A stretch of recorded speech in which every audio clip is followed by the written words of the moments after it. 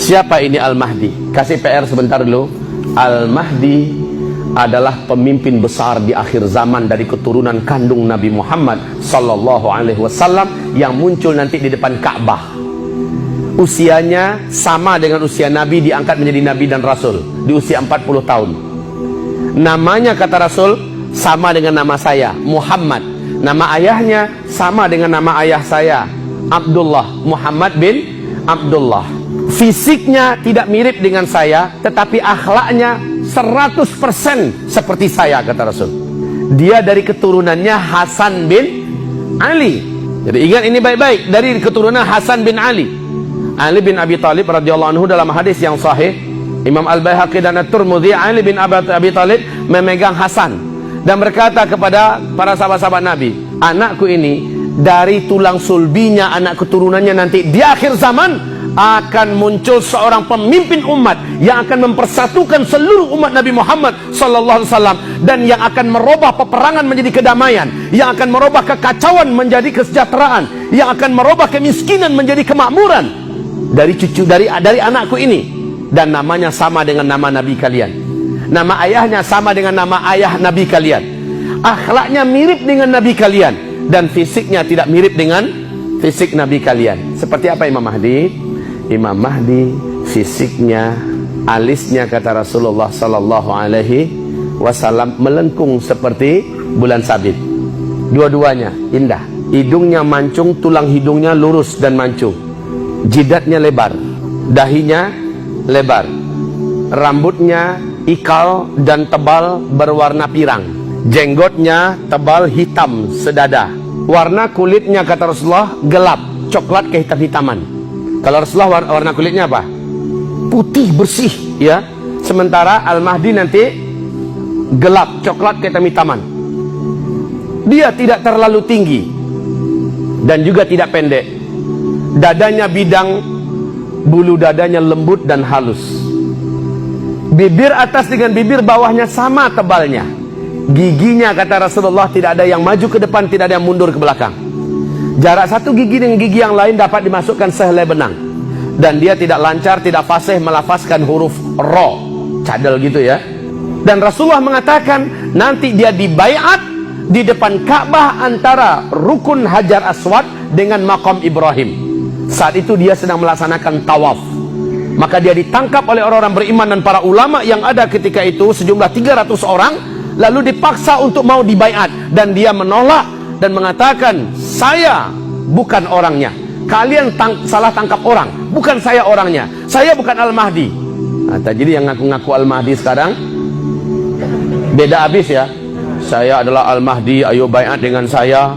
Satu kali baiat sekian rupiah, nomor rekening mulai dibagi-bagi. Al-Mahdi yang sesungguhnya malah tidak mau, malah mencoba menampik. Imam Mahdi bukanlah sebuah nama, melainkan sebuah gelar, yang mana Imam berarti pemimpin dan Mahdi berarti orang yang memperoleh petunjuk. Jadi, beliau adalah seseorang yang baik agamanya dan menjadi pemimpin bagi umat muslim di akhir zaman. Sudah banyak dijelaskan di dalam hadis tentang tanda-tanda kemunculan Imam Mahdi di akhir zaman kelak. Dan berikut ini kami sampaikan untuk Anda.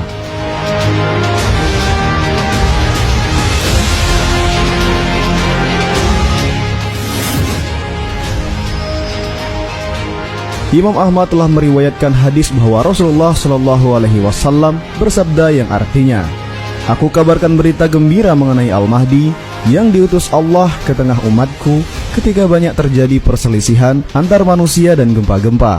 Ia akan penuhi bumi dengan keadilan dan kejujuran sebagaimana sebelumnya dipenuhi dengan kesewenang-wenangan dan kezaliman. Hadis riwayat Ahmad. Hadis di atas menjelaskan bahwa kelak akan tiba dunia sudah semakin tua. Keadaan manusia serakah sudah menguasai alam semesta.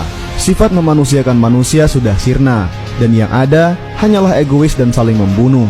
Siapa yang kuat berarti dia yang menguasai, yang kaya akan semakin kaya, dan yang miskin akan semakin miskin. Toleransi sudah terkikis, fanatisme semakin menjadi, hingga pada akhirnya Imam Mahdi diutus Allah Subhanahu wa Ta'ala untuk menyelamatkan keadaan tersebut. Imam Mahdi datang memberi petunjuk bagi orang-orang yang tersesat, memberi kehidupan yang baru, dan mensejahterakan masyarakat.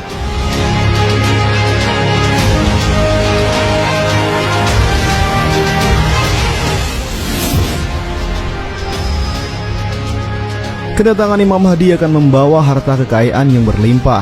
Harta tersebut ia persembahkan bagi mereka yang miskin dan yatim piatu, hingga kesejahteraan umat semakin tercipta dan kesadaran berbagi kembali tertanam dalam masyarakat. Sebagaimana Imam Muslim meriwayatkan hadis yang artinya, pada akhir zaman akan muncul seorang khalifah yang berasal dari umatku, yang akan melimpahkan harta kekayaan selimpah-limpahnya, dan ia sama sekali tidak akan menghitung-hitungnya.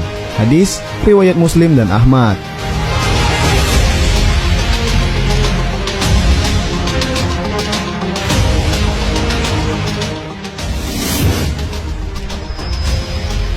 Dibaiat oleh penduduk Mekah secara paksa di depan Ka'bah, sebagaimana hadis yang telah diriwayatkan oleh Abu Daud bahwa Rasulullah SAW bersabda, akan terjadi perselisihan setelah wafatnya seorang pemimpin, maka keluarlah seorang lelaki dari penduduk Madinah mencari perlindungan ke Mekah. Lalu datanglah kepada lelaki ini beberapa orang dari penduduk Mekah, lalu mereka membaiat Imam Mahdi secara paksa, maka ia dibaiat di antara rukun dengan makam Ibrahim di depan Ka'bah. Kemudian diutuslah sepasukan manusia dari penduduk Syam, maka mereka dibenamkan di sebuah daerah bernama Al-Baida yang berada di antara Mekah dan Madinah. Hadis riwayat Abu Daud. Hadis di atas menceritakan bahwa kelak pada masanya Imam Mahdi membawa dampak signifikan bagi penduduk Arab. Namun dari mereka belum tahu bahwa itu adalah Imam Mahdi. Karena perannya yang begitu kuat, dari masyarakat membuat kesepakatan untuk membaiat Imam Mahdi menjadi khalifah Islam. Masyarakat bersatu padu mengikuti aliran yang telah beliau perjuangkan, yakni Islam rahmatan lil alamin.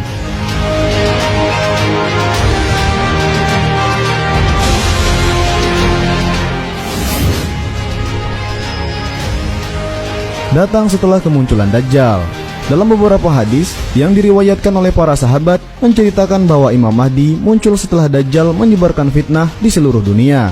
Pada saat itu, dunia semakin parah. Beberapa orang beriman berdoa kepada Allah Subhanahu wa Ta'ala, mengharapkan menurunkan seseorang yang menjadi penyelamat bagi diri mereka. Para orang beriman ingin menjadi seseorang yang tetap di jalannya dan tidak tergoda oleh kekuatan yang diberikan Dajjal.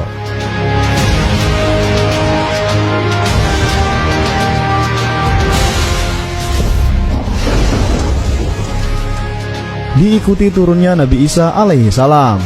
Kemunculan Imam Mahdi akan dibarengi turunnya Nabi Isa alaihi salam dari langit.